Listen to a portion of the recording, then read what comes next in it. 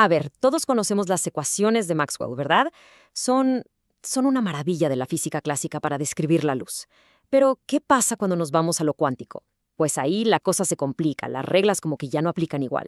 Así que hoy vamos a meternos con una idea bastante radical. ¿Y si el problema no son las reglas, sino el lenguaje con el que estamos tratando de entender la luz? ¿Y si necesitamos uno completamente nuevo? Y, y de verdad, esta es la pregunta, la que puede cambiarlo todo. Porque, a ver, lo que sugiere es que todo lo que sabemos, que es muchísimo y muy poderoso, en realidad está incompleto. ¿Qué tal que por ahí, escondida, hay una especie de gramática matemática que nos está esperando? Una que sí describe cómo es un fotón de verdad en su viaje por el universo. Suena ciencia ficción, ¿no? Pero es física pura. Bueno, para no perdernos, esta es la ruta que vamos a seguir. Primero, vamos a ver por qué la teoría actual se queda corta. Luego, les presento el nuevo lenguaje matemático. De ahí, veremos cómo esto aterriza en el mundo real, para después ponernos ambiciosos y ver hasta dónde llega esta idea. Y claro, al final, lo más importante, ¿cómo se pone a prueba todo esto? Vámonos al principio de todo. ¿Por qué siquiera estamos hablando de esto? O sea, ¿por qué necesitamos algo nuevo? Miren, las ecuaciones de Maxwell son sin duda una de las joyas de la corona de la física. Pero, como vamos a ver, hasta las joyas más perfectas pueden tener sus detallitos. A ver, en el mundo grande, en lo macro, las ecuaciones de Maxwell funcionan de maravilla, son impecables. Pero si nos vamos a la escala cuántica, ahí donde está toda nuestra tecnología de punta, en los semiconductores, por ejemplo, el modelo clásico nomás no da una. Y no es que la foto se vea borrosa, es que estamos viendo la foto equivocada. Claramente, nos falta una pieza clave en este rompecabezas. Y aquí viene lo bueno. Esa pieza que falta, quizá no es una nueva partícula exótica, quizá es algo más fundamental, un nuevo lenguaje, un lenguaje matemático para ser exactos. Se llaman cuaterniones y podrían darnos la clave para reescribir las reglas del juego. Ok, ¿qué diablos es un cuaternión? Piénsenlo así. Son como los números complejos 2.0, o sea, una versión mejorada. Si los números complejos son geniales para describir rotaciones en 2 dimensiones, en un plano, los cuaterniones hacen exactamente eso, pero en 3 dimensiones, y lo hacen de una manera súper elegante. Y justo eso, esa habilidad para describir la rotación, esa es la clave de todo este asunto. Y aquí es donde la mente empieza a hacer boom. El cambio de perspectiva es total. Se trata de dejar de pensar en la polarización como algo que le pasa a la onda, como una propiedad externa. No. Este nuevo modelo dice, olvídense de eso. La propagación es una rotación. Es algo que el fotón es, algo intrínseco. Una locura, ¿no? Y vean, esta comparación lo deja clarísimo. A la izquierda, lo de siempre, la visión clásica. A la derecha, esta nueva idea del Q-spin o spin cuaterniónico. Y la diferencia es brutal. Ya no es solo un vectorcito ahí en un plano, no. Ahora es una partícula con su propia estructura, con un eje de spin que de hecho rota mientras viaja. Es un modelo mucho más completo porque nos da no solo la polarización, sino también algo llamado coherencia o helicidad, que básicamente es cómo va girando ese eje en su camino. Pero ojo, y esto es súper importante, no se trata de tirar a la basura 100 años de física, para nada. Al contrario, se trata de expandirla. Es como lo que pasó con la mecánica cuántica y la clásica. La clásica no estaba mal, simplemente era un caso particular de la cuántica a escalas grandes. Pues aquí es lo mismo. Las ecuaciones de Maxwell siguen ahí, perfectas, pero emergen como un caso especial de esta nueva formulación con cuaterniones. Muy bien, mucha matemática, mucha teoría, pero ¿y el mundo real? Porque una teoría, por más bonita que sea, no sirve de mucho si no se puede conectar con lo que medimos, con la realidad. ¿Cómo lo hacemos aquí? Partamos de una verdad que a veces olvidamos. Un fotón no viaja en el vacío absoluto. O sea, el viaje de un fotón, ya sea desde una galaxia lejana hasta acá, o nomás de la antena a un celular, no pasa en un espacio perfectamente limpio. Para nada. El entorno, el medio por el que viaja, importa. Y vaya que importa. Piensen en todas esas variables, la temperatura del aire, la humedad, la altitud, la presión, todo. Cada una de estas cosas es como una especie de obstáculo o fricción para la luz. Van alterando, aunque sea poquito, el medio por el que viaja.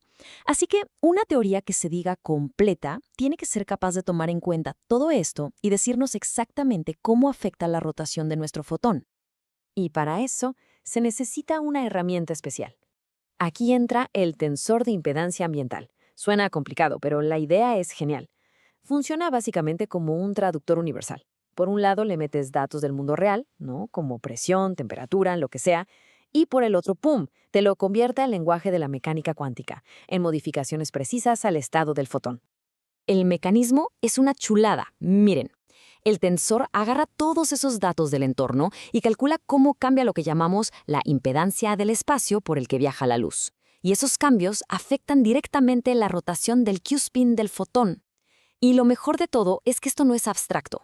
Esto produce efectos físicos reales, medibles como la birrefringencia o el dicroísmo.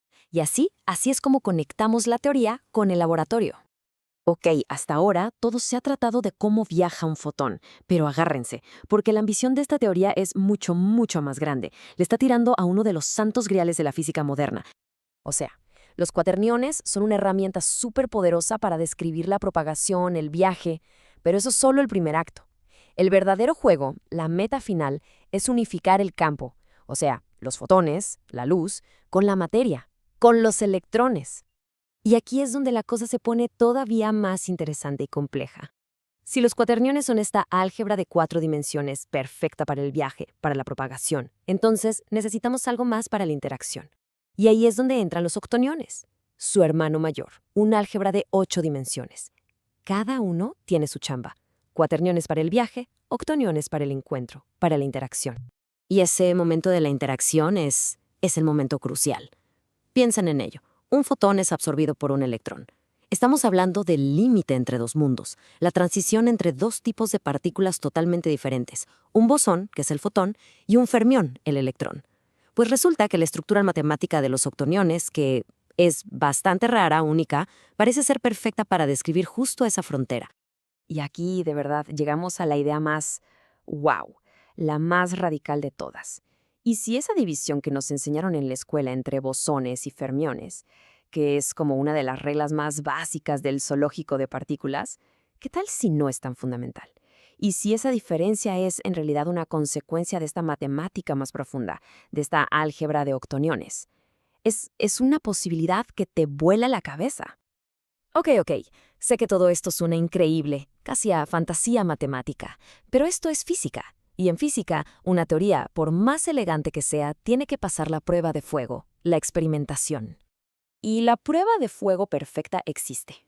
Piensen en los fotones de los rayos cósmicos. Vienen viajando por millones de años, cruzan el espacio y luego ¡zas!, atraviesan nuestra atmósfera para llegar a nuestros detectores.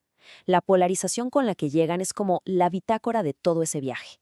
Si este modelo, con sus cuaterniones y su tensor de impedancia, puede predecir exactamente esa polarización final, bueno, eso sería una validación brutal.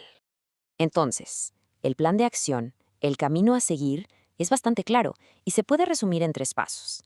Paso 1, usar cuaterniones para modelar perfectamente la propagación, el viaje. Paso 2, usar octoniones para modelar la interacción con la materia. Y el paso 3, el gran final. Juntar todo para construir una teoría electrodinámica mucho más completa y, sobre todo, más fundamentada. Y con eso llegamos al final de nuestro recorrido de hoy. La pregunta que queda en el aire es gigante. No es solo si este modelo en particular es correcto, es algo más profundo. ¿Será que estas estructuras matemáticas, los cuaterniones y los octoniones, que se descubrieron por allá del siglo XIX, son en realidad el verdadero lenguaje del universo, la gramática con la que está escrita la realidad? Solo el tiempo y muchos experimentos nos darán la respuesta.